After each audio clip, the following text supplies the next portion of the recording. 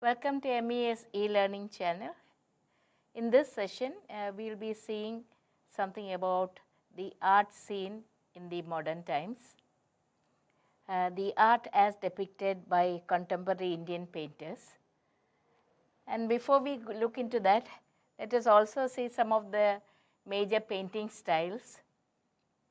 One of those pictures you must be familiar with is Mona Lisa's. It is very world renowned and it is known for its very realistic looks. Almost the picture looks alive, as if the picture is talking to us. So the kind of brush strokes and all used, it is very fine and very real life like. But the other painting styles you could see, they are more modern contemporary styles. In the one half you would see the painterly. The painterly scenes do not depict a very realistic pictures. It actually is the way in which a painter wants to show some kind of an emotion. Most of the other paintings other than Mona Lisa, they are painters' emotions and depictions. Whereas Mona Lisa was more about, the audience, how they are going to view it and, the fineness of the work. It is the artistic techniques that were used. Here it is more of the artist's emotion and expression. So painterly you could see this thick brush strokes. It kinds of gives a fluid movement and expression. The other one, Impressionism, is again more about the use of light, how light falls on, in that particular presentation or in that picture. Expressionism and Fauvism, you could see it's more of emotion. Scream, that picture that is depicted over is actually scream. The whole picture, lends a kind of background to the expression that the painter wants to follow. Again, abstract. Abstract, as the word means, it does not represent anything. It is non-representative kind of particular imagery. Again, the emphasis is on a large canvas which wants to bring out the painter's emotions and thereby capture you or the viewer into that kind of a world. And then again, the different kinds of abstraction, the one that we see, the circular picture over there. This is speaking about, more of what is it, geometrical figures, cubism and other things. And photorealism, that was also another new way of looking at paintings where the artist would look at a photograph and then try to create a more realistic picture. See, for example, Mahatma Gandhi is not with us anymore. So how we are going to capture his images? It is only from the photographs that we will be able to identify. So looking at a photograph of Mahatma Gandhi, you are trying to bring out the features of Mahatma Gandhi. So that was called as photorealism.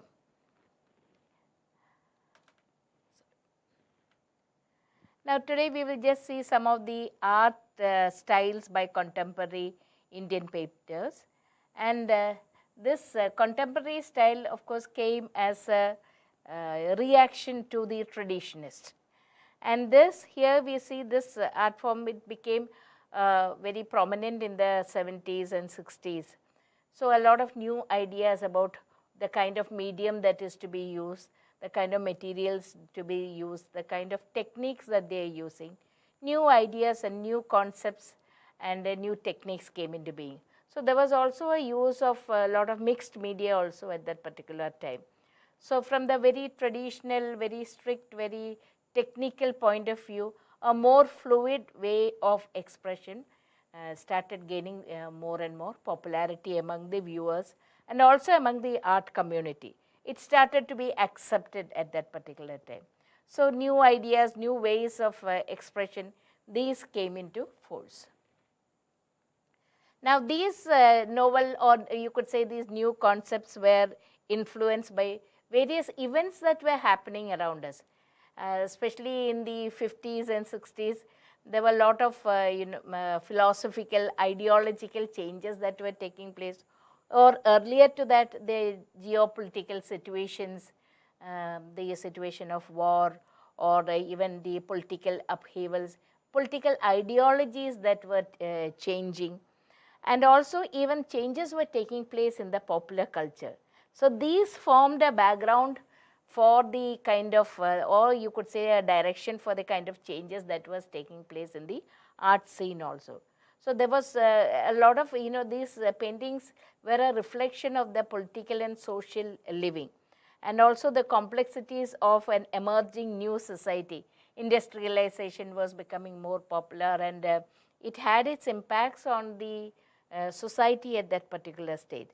So all these aspects also influence. Even the post-colonial society, many of those colonial countries, especially India, we got our freedom in the 1940s. So that kind of, a situation, a social situation that comes after a colonial rule.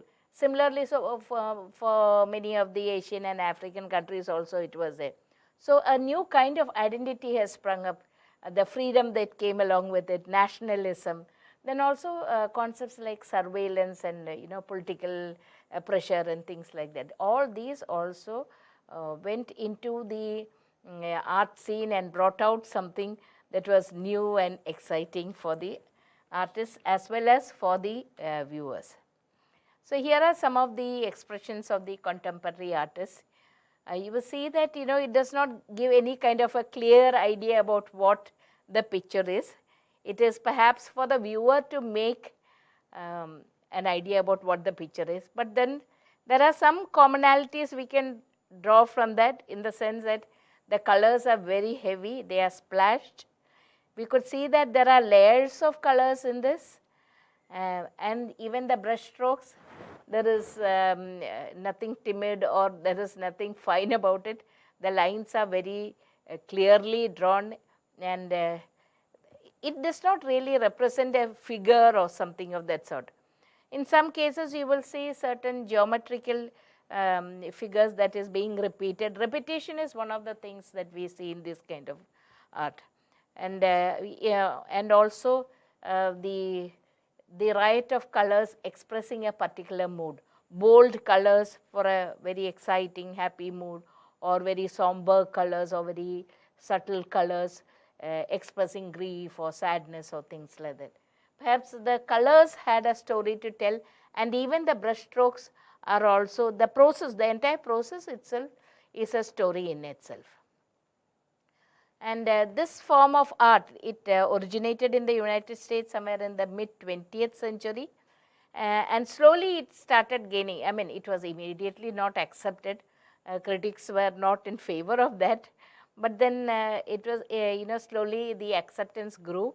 And you could see these type of paintings focused on spontaneity and gesture and emotion. And all these paintings were on large canvases. It was as though the creator of that painting wanted his viewers to be immersed in that particular scene. Of course, another important feature you could see was the brush strokes. That the artwork was usually stunning and very emotionally, it was exciting. The emotion part of it was given a lot of importance. So either the artist emotions were expressed, or the emotional impact also could be on the viewer, whoever was viewing it. Now this is a very famous contemporary art. You can see the repetition of those geometrical designs through and through. You can see even the colors are sort of repeated. And one special feature you can identify in this picture is that bindi. It is there in all his depictions. This is a very focal point. This is Raza's painting. His paintings are much valued all over the world. He is an Indian painter, but he later on settled in Paris, and his works sell for millions and millions of dollars. They are highly appreciated by both by the art community, collectors, and also by the viewers. The bindi represents something of a spiritual spiritual focus or something. And of course, the colors also depict the entire mood of the picture. Now today we'll be just looking at one of the contemporary Indian painter, Anjum Singh. Again, she is a young lady, and see the colors again here, the bold representation of the colors. The colors used here predominantly are red and black, you can see, and then so she has altered both the, the happiness and the excitement, both that has been put in together. Sometimes you can see some vague, you could say some lifelike designs, but then again it's for the viewer's perspective it will be viewed. Now her paintings, again are very abstract in nature with layers. You say the layers of abstract forms, and her paintings give a sense of movement, as if the whole, some parts of the painting is moving, or a whole sense of movement, and it invites the viewer to be a part of that moment. And often as these paintings are emotional in nature, and these her paintings deal with memory, loss, and identity, etc. So she is one of those recent young, you could say, contemporary artists of this time. Thank you, students. Hope you enjoyed the lesson.